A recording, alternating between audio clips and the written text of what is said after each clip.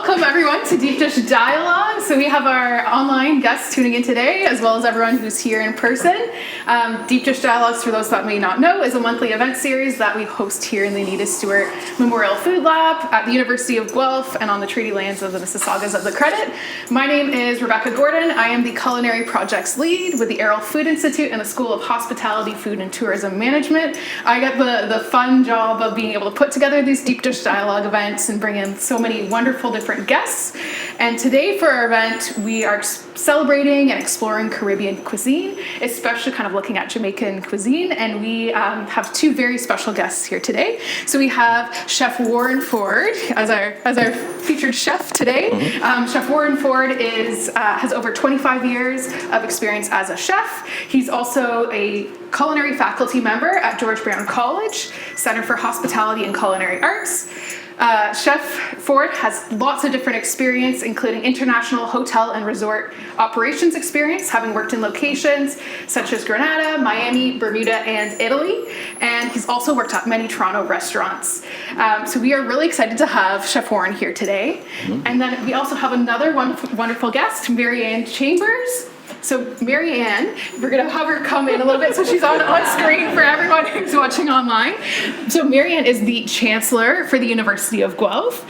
She's also an Order of Ontario recipient winner. She's and she's also done lots of work as a cabinet minister, and she's always kind of promoting education and development of people, and we're really lucky to have you here today. She's also on the board of Grace Foods Canada, and so that's been really exciting to be able to kind of bring in that element as well to our conversation today. So with those introductions being done, we're going to kind of get started then with the event, but to kick things off, let me just start off with you, Chef Warren. Yeah. Can you just fill us in a little bit more briefly about your background and with hospitality? So I guess culturally, my background, my family's from Jamaica. I was born here in Canada, but my hospitality background, I guess restaurants, I started when I was maybe 18. My first job was in a Chinese restaurant, so I was delivering Chinese food and, having all kinds of fun there. I didn't really realize at that time that I wanted to cook. I got out of it for a little bit, but then I got back into it maybe about 4 or 5 years later. Started cooking, working in restaurants. I went to Ryerson for hospitality, had the opportunity to work at the CN Tower downtown, Wayne Gretzky's restaurant. I did my culinary apprenticeship. I think it was about 92, 93, somewhere thereabouts. And I had the opportunity as well to work in Grenada. I was executive chef in Grenada at Spice Island Beach Resort. Came back, did some catering operations. I used to have my own catering company as well. And then I had the opportunity to go to Bermuda. I spent 5 years in Bermuda. I did 2 hotels there. I did another restaurant. And then back in Toronto, and I was executive chef at Humber College. I managed all their food service. And then I started teaching and never looked back. So, I enjoyed it a lot, though. And we get to have you even kind of teach us a little bit today and guide us. And we're going to have some fun as well with some Caribbean food, my culture, and that food that, for me, makes you feel good, warms the heart. That's great. Yeah. And then Marianne, can you maybe give us a little bit of your background and how's food been a part of your life? So Rebecca, my background in food is as a consumer. That's good. and I agree that today is a perfect day to be doing this because my upbringing with regards to, so I'm Jamaican born and raised and influenced. It's nice to be from somewhere where you can say, I am proud of what that place of origin created in terms of the person I am. The kind of music, the kind of food, the culture generally. And really it's wonderful to not have to leave that behind coming to Canada. But the experience in Jamaica, you're probably a little curious about how the experience would be different to the experience here. I remember as a little girl, Saturday mornings meant waking up really early, really early, to go to the market with my mother. And I loved the banter in the market, you know, the vendors sitting on the floor around their rugs of food. And I can picture the trucks that they would bring, buses that they would bring their stuff in for the market every Saturday.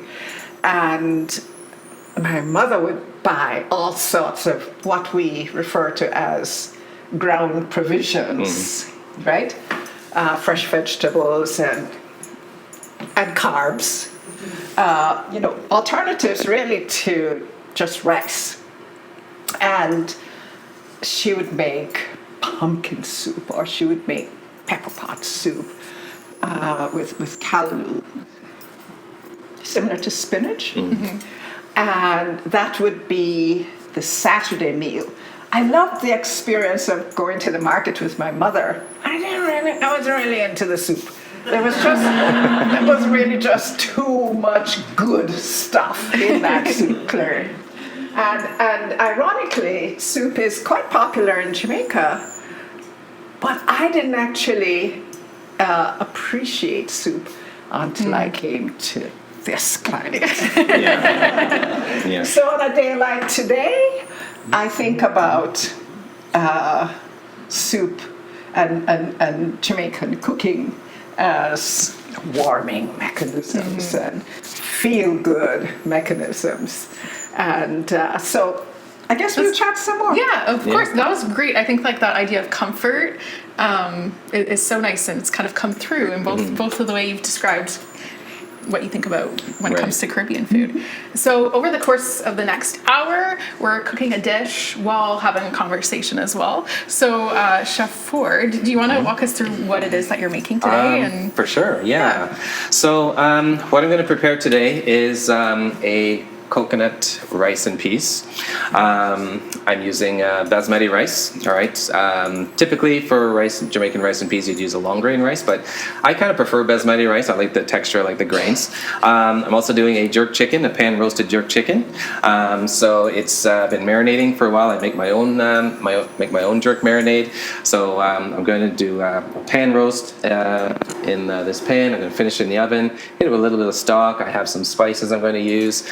So it's going to be a lot of flavor. So if you like spicy, get ready, okay? And I'm also going to serve that with a little bit of coleslaw made with a vinaigrette, and I'm making a guava vinaigrette for the coleslaw. So it's gonna be a balance of different flavors. The coconut, you got the spice, you got the cooling of the coleslaw. So I think it should come together quite nicely. I think it's going to be really delicious too, and I think the smells in here are going to be amazing. Absolutely. So do you want to start us off then with the first? For sure, first step? yeah. So I'm going to start with the rice and peas, okay?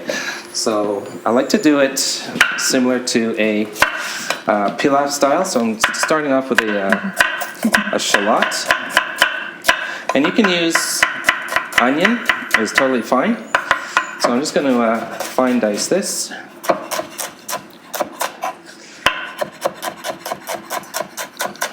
I've never been able to do that. Okay. We're all in awe. Just going to use a little bit of olive oil. A little olive oil in the pan. Okay. And I might turn this up just a little bit. All right. So my shallots are going to go in. Okay, and I'm just going to sweat these off, okay? And I don't want any color on it. Okay, I just want to release some of that flavor. Okay, so let me turn this up just a little bit. All right, and once you hear it start to sizzle, that's probably what you... That's what you're going to want. Yeah, it's a good indicator. If it starts to sizzle too harshly, then it's going to burn, so you don't want that. If it gets burnt, I recommend you start again, because if that burnt flavor gets into your rice, it's not going to be very nice.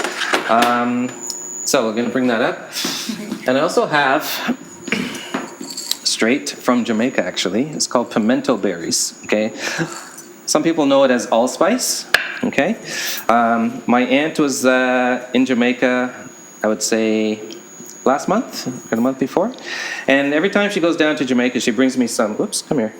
She brings me a few different things. So she brought me some pimento spice, okay?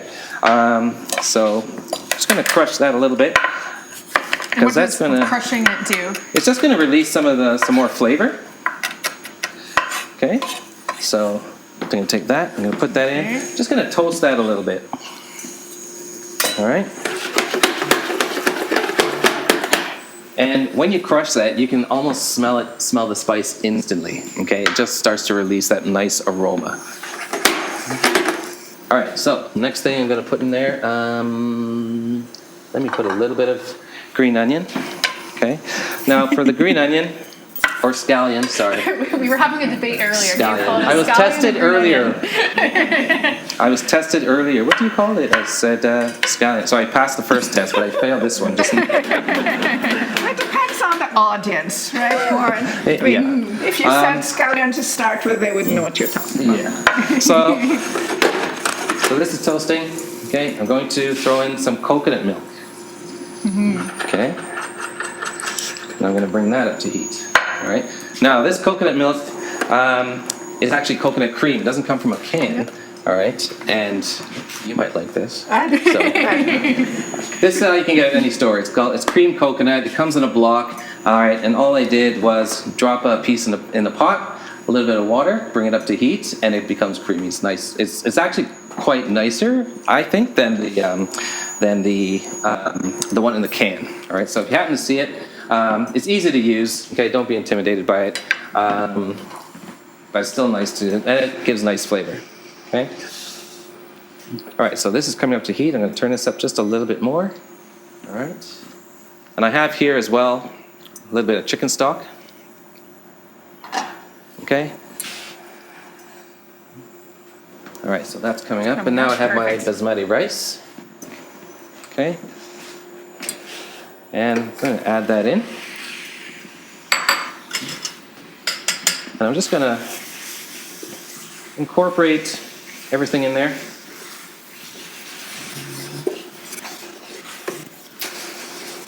You can really start to smell it too, the onion and the coconut. Yep. And then the other thing I'm going to add, do this quickly, is some bay leaf. Okay. I'll pass these around so you guys can see. Okay. So this bay leaf came straight from Jamaica. Just going to add that in. Right away, I noticed how much bigger it is. Yeah. Yeah. Yeah, we were even like taking it out of the package. You could actually smell the bay leaf, and it was so much different So this than when I'm cooking at home. it's going to add a nice aroma to the rice. Okay, and I don't know if you can see. Oh, you can see it. Okay, see it's coming to a boil. All right, and I want to add a little bit more stock to this, just to cover a little bit more of the rice. All right, because once this comes up, I'm going to cover it, and then just let it steam cook. Now, another thing that Jamaicans will add to this is a nice sprig of thyme.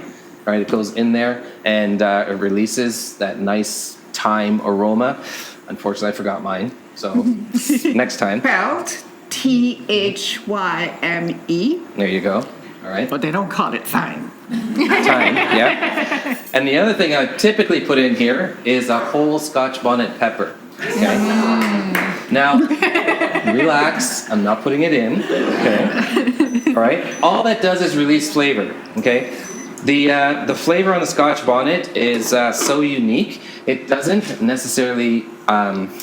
First of all, you don't want it to break. That's for sure. Okay.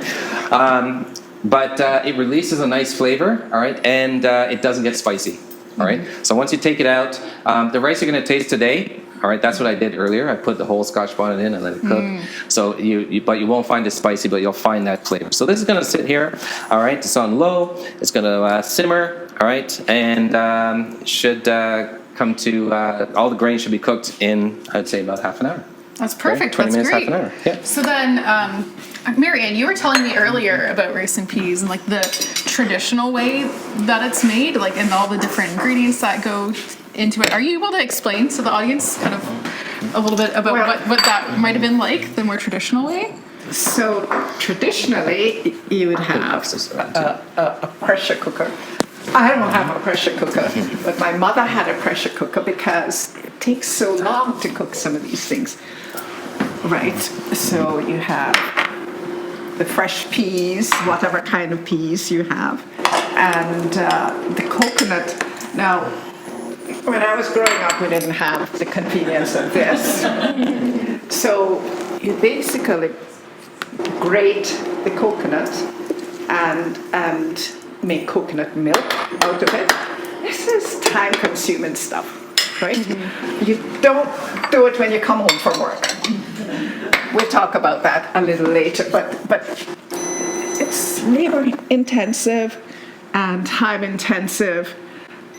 But you know, a lot of people in Jamaica, certainly when I was growing up and still now, would have household help if they're working, even if they're not working. And so dinner's being cooked from lunchtime. We don't have that kind of convenience here, right? And so what our chef is doing is showing you some of the more authentic approaches. But if you had to do this at home, you probably wouldn't do it very frequently. Any Caribbean people in our midst? You know what I'm talking about? Okay. So, for example, this is 20 minutes. So it has, it's not going to be as authentic as what our chef is doing here, but it's the next best thing. And it's geared to make you lazy because you don't have the convenience of hours in the kitchen, right? We'll talk a little bit more about some of the other conveniences. Oh, that's okay. But yeah, we can move on to the next step then, maybe, if you'd like. Sure, if you like. So I'm going to start the vinaigrette because I want to get the coleslaw made, let all those flavors come together. So I'm starting off again with some shallots. All right. It's not. You might find that when you have a raw onion, it's quite pungent on the palate.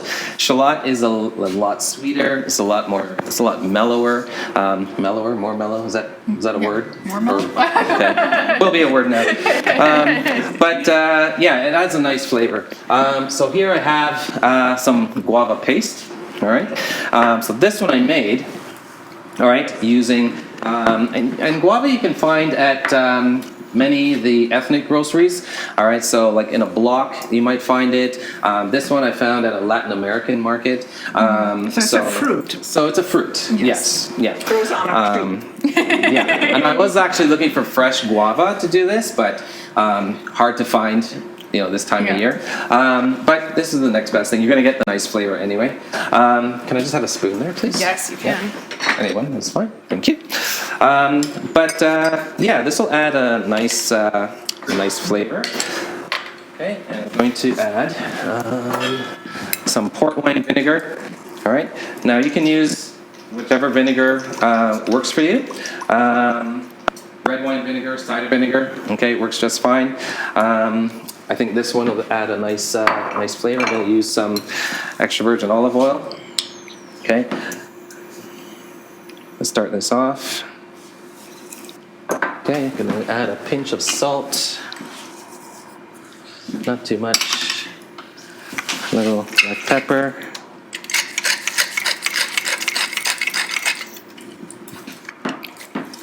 Okay. And then we're just going to get this going.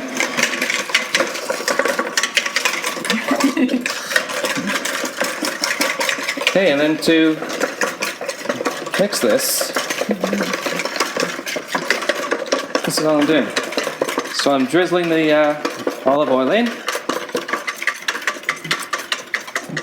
And if you find that it's getting a little bit tight. All right, add a little bit of water. Okay, a little bit of hot water just lets it out a little bit. Don't you just love when people ask you for the recipe for something? I'm also going to add something else that in Jamaica we like to use, lime. Okay, now these limes are a little bit different to what we might find in Jamaica, but it'll serve our purposes here. What is like a lime in Jamaica? Is it? You wouldn't have to roll it to soften it. Yeah. So and Really juicy, Yeah. but it looks just like It looks the same. It's not like a different size. Or yeah, a lot of the citrus fruits, they're very different in Jamaica compared to what we find here. Like once you've had an orange in Jamaica, you're like, wow, you know. I guess it's similar to a lot of our food here too. When you're eating something in season and it hasn't traveled for many days. Well, Yep. yes. So for example, if you think of bananas, the ripe bananas that you get in the supermarket here, that has traveled in more ways than one. So it's picked when it's green, it's preserved so that it doesn't overripe before it gets here. So if you are fortunate enough to be in the Caribbean and have ripe banana that's grown there, it tastes quite different. It's sweeter. It's just a different flavor. But, you know, what we have here is the next best thing. Where do you- Okay, sorry, go ahead. No, you go for it. No, it's okay, go. I totally lost my train We'll of go thought back and just now. forth. So I was going to ask, where do you, if you're craving like that sense of home and certain ingredients that are in Jamaican dishes, where do you end up going shopping for them usually? So some supermarkets carry these products. You are sure to get the real thing at Chef Warren was talking about the ethnic stores, the West Indian stores. You walk through the door and you start to smell the different spices and different ingredients, and you're likely to get at least close to the real thing. Taking into consideration that a lot of the fresh produce has traveled. Yeah. So it's not like you got it out of your garden yesterday. Yeah. Is there one thing that like you really miss and you wish you could get here? We're just, and I've been in Canada for 47 years plus. So we adjust, and we find. So, for example, I buy pimento, and the pimento is likely to hold. The bay leaves will hold. There are some items that will hold. But one of the things I think, this is the Arrow Food Institute, and one of the things we talk about is food security.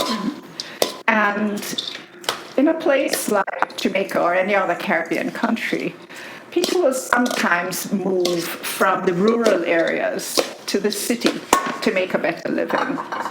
They may make a better living if they're fortunate, but they don't have the same kind of access to what might be growing outside their home or outside their neighbor's home. And so one of the other things that I consider to be very Jamaican is sharing of food. And so you move to the city, you don't have that land around your home. You don't have a neighbor who is likely to share with you as willingly as would happen in the countryside. And in fact, I was talking with some friends from Barbados about how when they were growing up, their mother would cook more food than what they needed as their family and would always send some of that food to Miss So-and-so or Mrs. So-and-so or Mr. So-and-so down the road who was a little bit more challenged. And I think about the fact that that food grew on their property. And it didn't have to be a lot of property, but it grew there and it grew year round. And so it was shareable and generously so. And I think about our lifestyle now, certainly in these big cities here.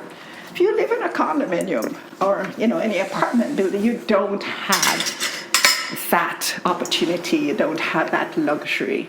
And so when we talk about food security, I think it's really appropriate and important to locate it and think about the circumstances that people are living in wherever they might be living. And there are countries, for example, some African countries that I've visited, where drought is a serious, serious issue to the point where you can see cracks in the ground.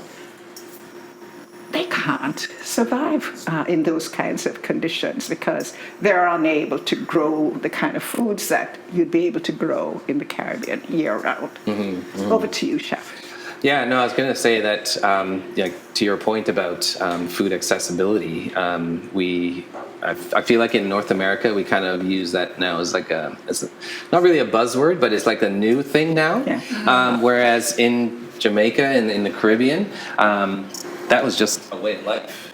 Right.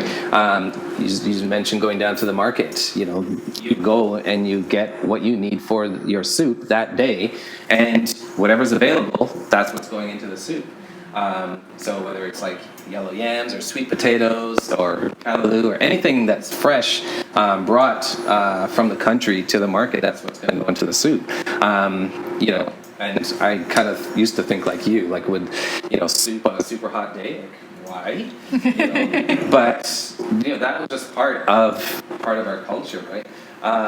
So when we look at accessibility, sustainability, I feel like the Jamaican and the Caribbean culture overall, that's the way it's been. It wasn't necessarily a buzzword. It's just how you survived, how locals survived.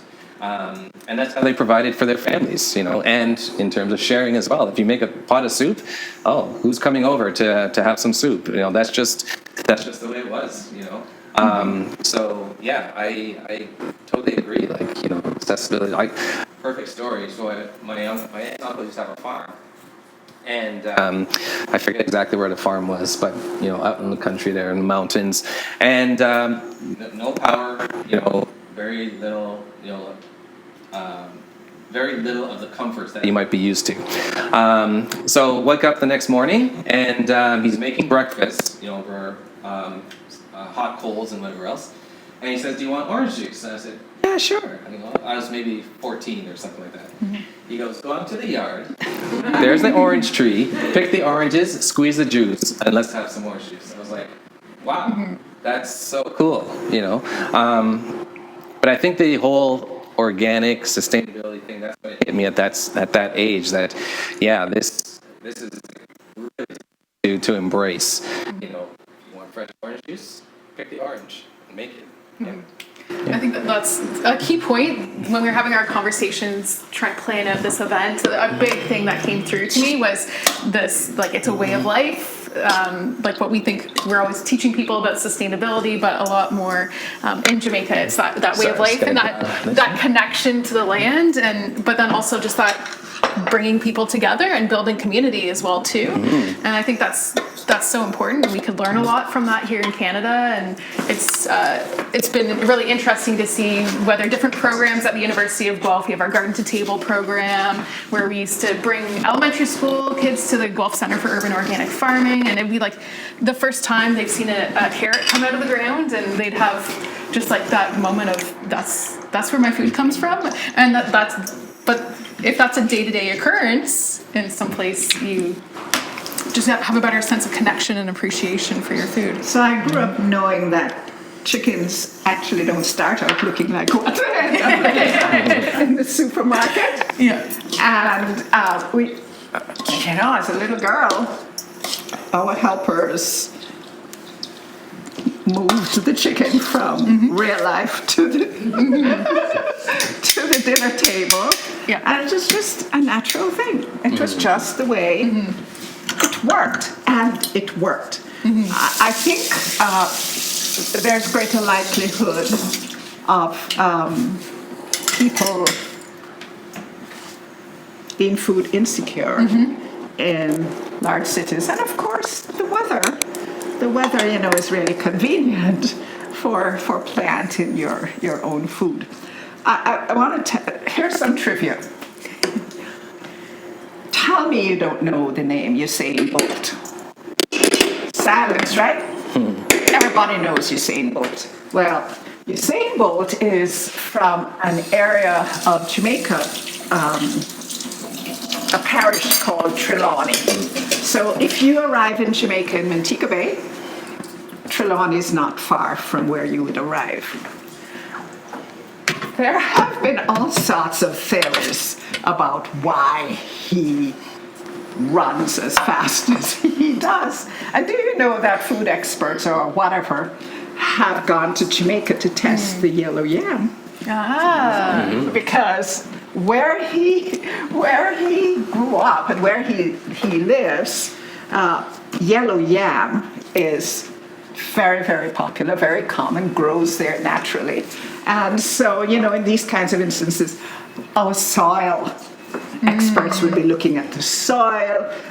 Well, they came up with nothing, of course.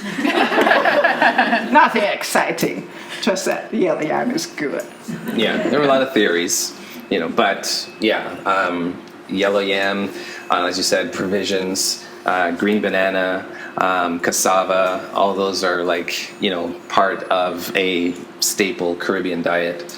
A lot more filling than, say, rice or potato. And probably healthier. Yeah. So, then the whole idea behind provisions was that, and one of my former chefs told me this when I worked in Grenada. She said that, it's called provision because the idea is that God provided the food from the ground. So that's why they call it provisions. Yeah, ground provisions. Yeah. So it's kind of interesting. Yeah, that's great. Yeah. So I know you've been busy working away. So you finished off your coleslaw. So that's in the fridge for now. The coleslaw is ready. So now maybe we move into the chicken. Yeah, I know for we're sure. about halfway through our event. Okay. Right now. All right. So I have chicken thighs. All right. So I debone them. Typically, when we're doing jerk chicken, we leave the bone in. It's either chicken leg or something, and we let it marinate. As I said, this is going to be sort of my version of it because. Typically in Jamaica, the chicken will get smoked using pimento wood, pimento leaf, done over an open fire or in a fire pit. Okay, so historically, jerk was used on pork or hogs and cooked inside the ground. All right, so they dig a hole, they cover it, and let the coals and the radiant heat cook the meat, and that's what they would use. This goes back to colonial days during the slave trade. So the Maroons, when they would escape into the mountains, that's how they would cook, and that's how they would survive. Jerk was typically used as a preserving method because of the salt content, so when they go out to hunt, they would have meat to provide nourishment during their hunting period. Just a little bit of a history around the idea behind jerk. I'm going to prepare this now. Let me make sure I know how to operate this. Oh, there you go. And then. So while he's figuring that out, the pimento that our chef introduced us to earlier. The wood from the pimento tree would be used the way we use barbecue coals or whatever here. Smoke chips. Yes, exactly. Yeah. And so as traditional as it is and as original as it is, there's still places in Jamaica where you can go for the real thing that's being cooked, in this natural barbecue grill, if you like. And Boston jerk. Boston jerk, yeah. In Portland is one of the original places. We've seen the meat, the chicken or the pork or whatever, accidentally slip off the pimento and into the ashes. Yeah. No big deal. Just pick it back up and put it back up on the wood. And the taste is to die for. Absolutely to die for. And as I said, we're doing our rice and peas with this. But if you go to Boston jerk or one of the jerk pits along the side of the road, they might have fried dumpling, or they'll do what's called festival. It's like a dumpling but made with cornmeal, a little bit sweeter as well. Something called bami sometimes, which is one of my childhood favorites, made with cassava. See, I got one fan. Made with cassava. There's all these different accompaniments that can go with jerk. It's so versatile, especially with the jerk pork, one of my favorites. Jerk pork off the fresh coals is unreal. It's so good. It's amazing. So I kind of like it better than the chicken, but the chicken's good. I'll take both. It's okay. But of course, okay. you would know that there's some people in Jamaica who don't eat pork. And so they're missing out on life. As far as I'm concerned, but the chicken would be their compromise. So I'm going to get this going now. All right, so pan, hot oil. As I said, this chicken thigh has been marinating for a good, I'm going to say almost 24 hours now. So the flavor will be quite intense. Now, do these hoods work? Yes, they do. Yeah, I can turn it on. Just in case. Because so what's going to happen? All right, and I don't want anyone to start coughing, because the pimento, all right, and the pepper from the Scotch bonnet might release into the air. So I know that sometimes when I cook this, the pimento, starts to, the pepper from the Scotch bonnet gets into your nose, and then you start to sneeze and you cough, sort of thing. But that's all part of the fun sometimes, right? So I don't really want to unless you do live that in to residence. Yeah. So I don't want to do that to anyone. But once if we're doing this outdoors, it's not a problem, because by the time you oh wow. Yeah, okay. we're taking off now. So by the time you have the chicken smoking, you're waiting for it to cook, you're having a red stripe, life is good. All right? Okay. So let's see. I think this is getting hot. Perfect. So I really want to get some color on this. Okay, I'm going to turn this up a little bit. So can you remind me what is in the jerk seasoning? Yeah, so in the jerk seasoning is, scallion, thyme, pimento, Scotch bonnet pepper, garlic, a little bit of ginger, nutmeg, a little bit of vegetable oil, and lime juice, and a little bit of salt and pepper. All right. Okay. And Would that's pass it around for everyone yeah, to you can smell pass that as around. well? So that I made myself. It's a fresh marinade. It's not cooked. So something like that, if you want to do it at home, would have to be kept in the fridge. You can totally make your own. Find a recipe. Find out what works for you. And a lot of the, as we see here, we have Grace jerk as well. Nice product. All right. I kind of like mine better. It's okay. It's good. There's a reason for both. It is good. Convenient. Yeah. Lazy. As far, our chef talked about releasing the spices. It can be quite aromatic. Yeah. So have you tried this product? I have not. No. Okay, so this is a new product Have some garlic, please. called Bag and Cook. And it has two good. compartments. One is a plastic bag, and the other one is a spice, the jerk spice. So you put the jerk spice in the plastic bag and put it in the oven, like in a foil tray or something like that. And you have your jerk. This is called convenience. Yeah. So I think the one thing that is really interesting is we kind of have a different scale of the different ways that you can prepare jerk chicken. You have the very convenient method that you brought up to me with the chicken in the bag and something you can do. You have then the traditional method where you're cooking it in the ground, and then you have Warren's method here, which is almost like an elevated version as well too. Yeah, and jerk. The idea behind jerk is that it lends itself to different methods, different methods of cooking. You don't just have to jerk chicken. You can jerk shrimp, fish. There's nothing like a whole roasted snapper on the grill with that jerk marinated in there. Oh, snapper is snapper is fish for some of you, but you can use any fish.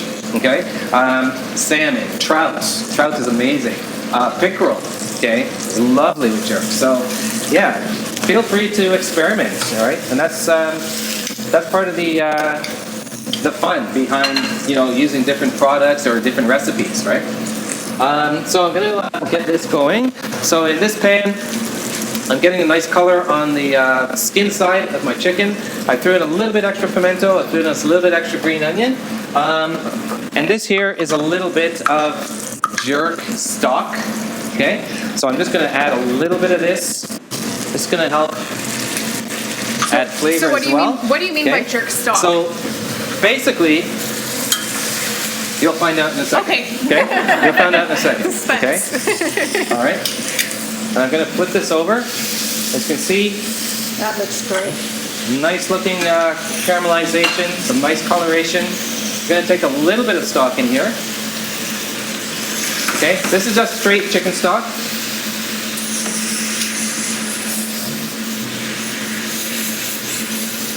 Okay.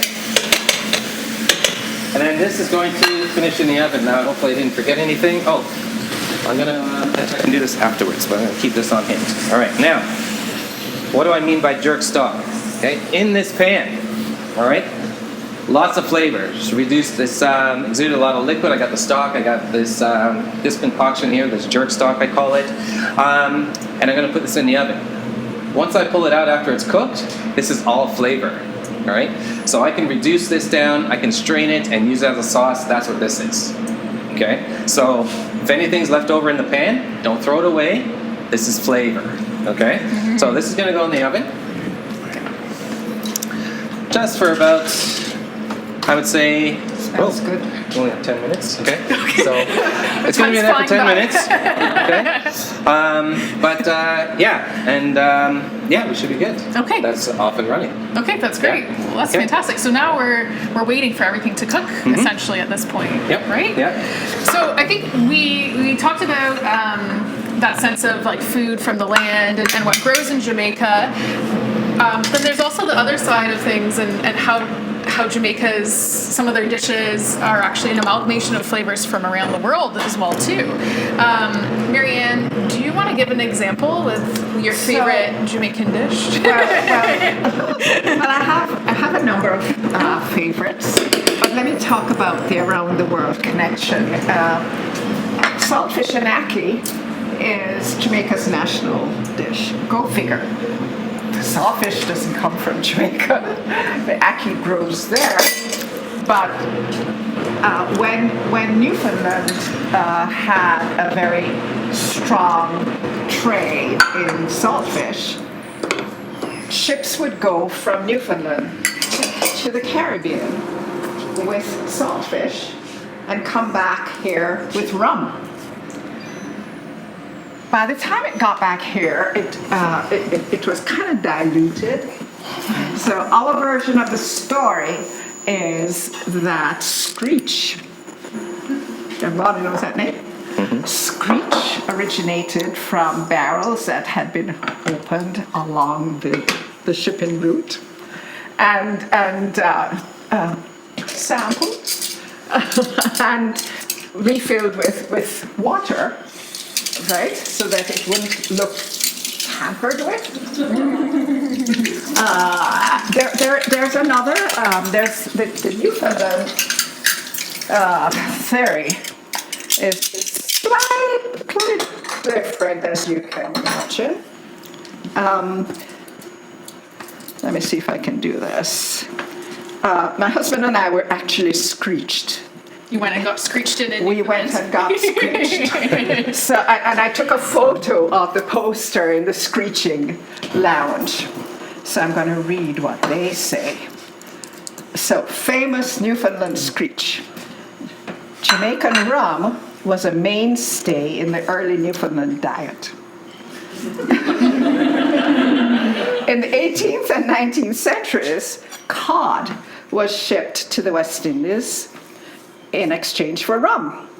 The saltfish became the national dish of Jamaicans, and the rum became the traditional drink of Newfoundlanders.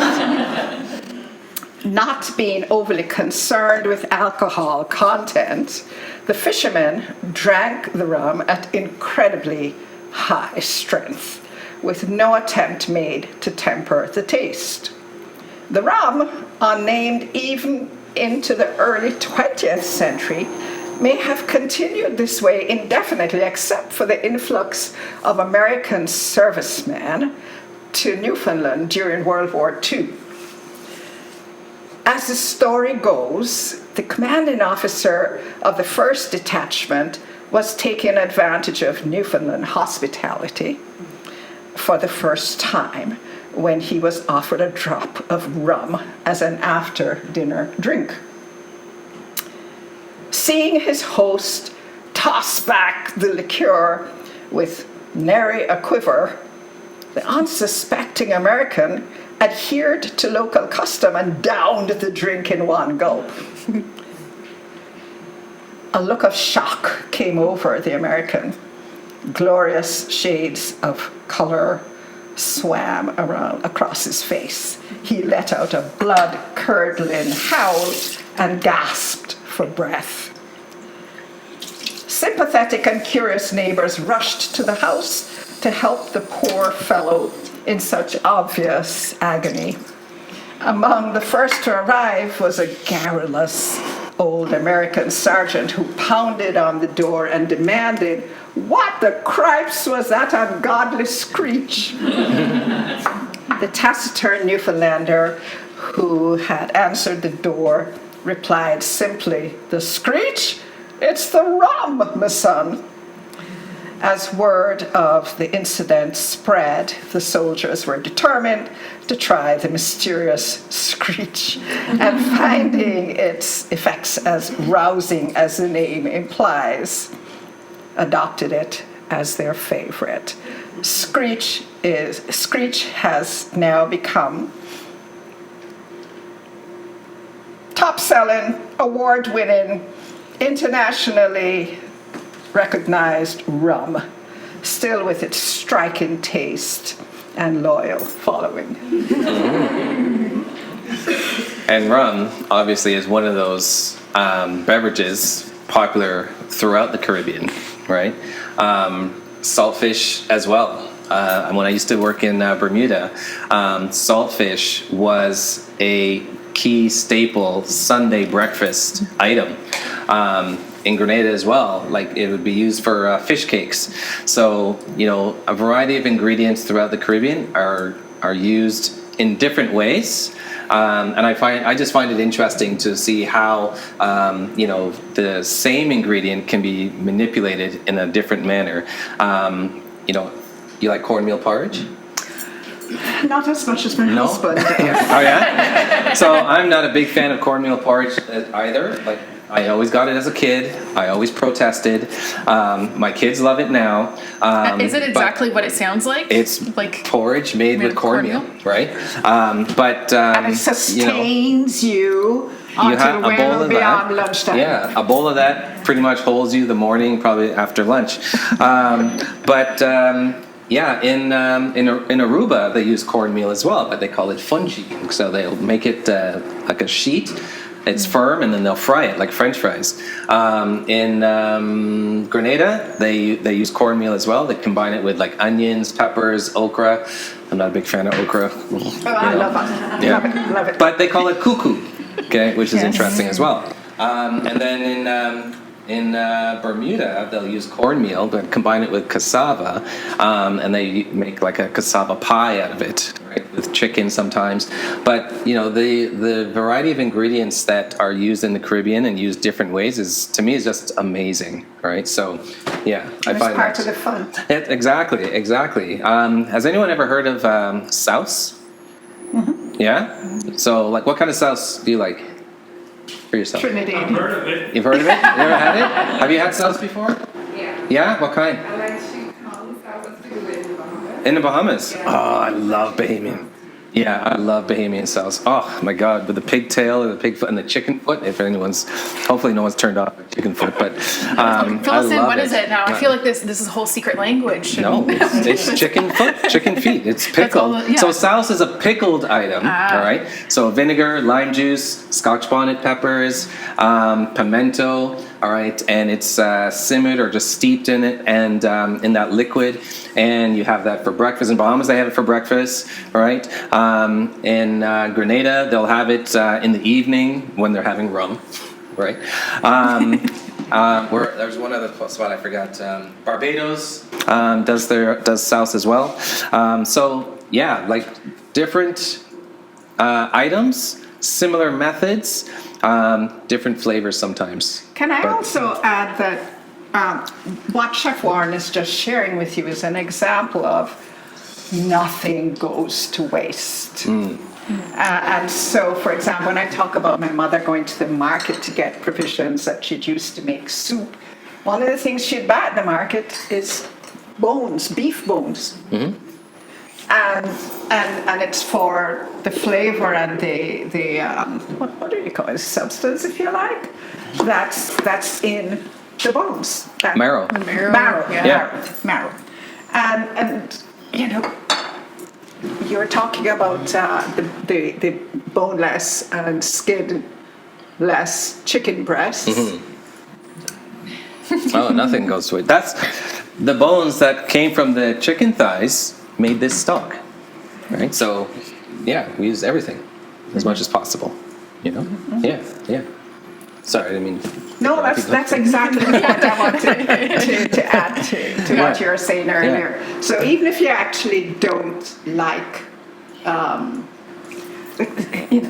pig's tail, I love pig's tail. In fact, I bought some yesterday, and I'm going to make stew peas. Oh gosh. That with pig's tail and stewed beef and red peas. I'm coming over. Right? I mean, and this is one of my Jamaican favorites Yeah. to die for. Oxtail. Everybody heard of, oxtail is not unique to the Caribbean, but it's the best. And if we think back to the slave trade, these were the kinds of meats, if you like, that the slaves were left with. So their masters got the steak and the meatier pieces, and they got what was closer to the bone, The offcuts. which was also considered more flavorful. So if it came off the cow, it was like the feet, Trotters. the trotters, the ears. Like anything that the slave owners didn't want, the slaves had to use as much as they could, and oftentimes it was just a one pot meal, right, to feed a number of different people. So if you look at something like, I think similar to pepper pot, that's one of those items, right? In Guyana, they have what's called pepper pot as well, but that can use pigtail, trotters, and it's like a stew, all right? And you have it with bread or whatever, and and they use what's called kasrip, which is made from the cassava again. And that is just, again, a one pot meal, and it's sweet, it's hearty. It just makes you feel good, actually. So, driving on the south coast of Jamaica, We'll describe and this. we make one stop for cassava banners to die for. Really juicy, warm, freshly made, whatever. That's hot. The next stop, we're going to buy shrimps. And these are shrimps fresh from the sea. They might be What's that? From fresh from the river? Okay. You get the idea, from the water. And they might be peppered, they might be dry, or they might be juicy, fresh, whatever. And then, of course, you have to wash it down. So the next stop, we'll get coconuts. We'll have coconut water. So food is not just a staple, or not just necessity. It's cultural. Sorry. That's such a nice way to kind of wrap things up as we're nearing the end of our event here. So I know we have a couple minutes left, and Yeah, I'm just Lauren's going be to taste the plating shortly. coleslaw. Yeah, always important to taste. Kind of late if it's not good, eh? Pardon me? Kind of late if it's not good. Never too late. Never too late. Okay. So, yeah, I'm getting a hint of the guava, a little bit of sweetness. All right. That port wine vinegar is going to add some nice flavor as well. All right. So let's get ready to plate. My chicken. Okay. Nicely cooked. So another, I'm gonna get this out. Another significant observation, chef, is the amount of time it takes to actually cook the dish versus the amount of time it takes to prepare before you actually cook. You know, like you talked about how long you have been marinating those chicken breasts, and here it is. Yeah, and you don't have to marinate it for like overnight. Give it like an hour, a couple hours. It's not quite the same Fine. thing. Not the same thing, but you know, A little like cheap doesn't. if you got to get dinner on the table in like an hour or so, Yeah. you know, it works still. All right. Especially if you have some of these other lazy focused, convenient focused aids. Okay. So here's my chicken.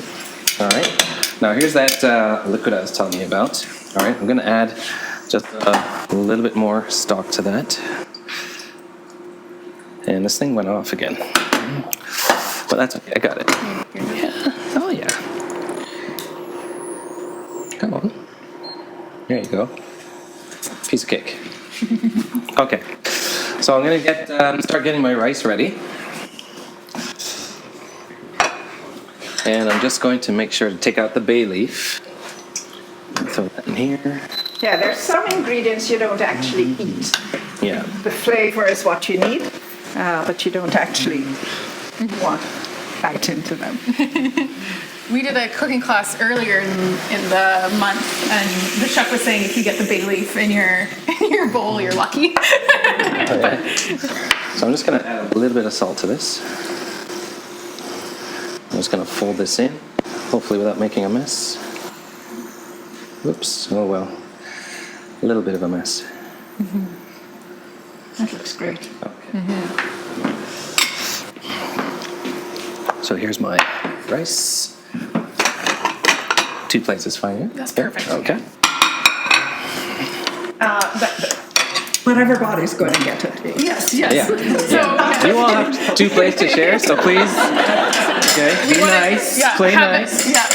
Everyone's stomach is probably growling with the smells, but we're going to do a little demonstration of how to plate it all nicely, and so everyone online can see it as well. Okay, so I'm just putting a little small bed of rice. Okay. Take my chicken. Okay, it's quite tender and juicy.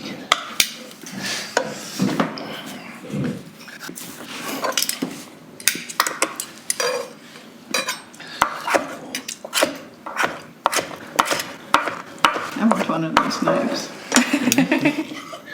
And the skills to use So them I'm just too. gonna a little bit here.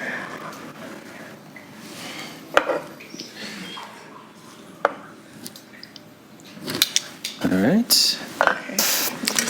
And then It's I'm okay gonna if I take. move it. Yep, you can move that. Oh, I need this strainer. Sorry.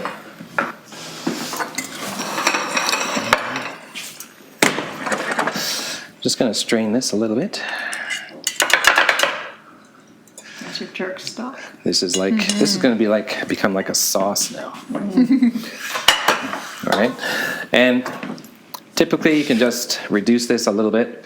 Like when I say reduce, put it on the stove, just let it come down a little bit. All right, but I'm going to inject some heat into that. And my coleslaw is right behind me. Okay, I should have brought 2 tongs, but it's okay. Do we have another one? Oh, perfect. Oh, perfect, thank you. Okay, let's take a little bit of this. Just like that. Okay, just like that.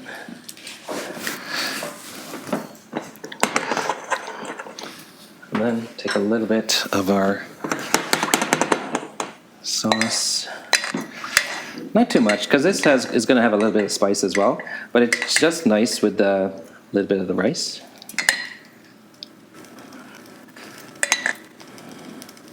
That's it. Oh, it looks great. Probably tastes even better. Yes. Okay. Now, if you want to go a little bit, one step further,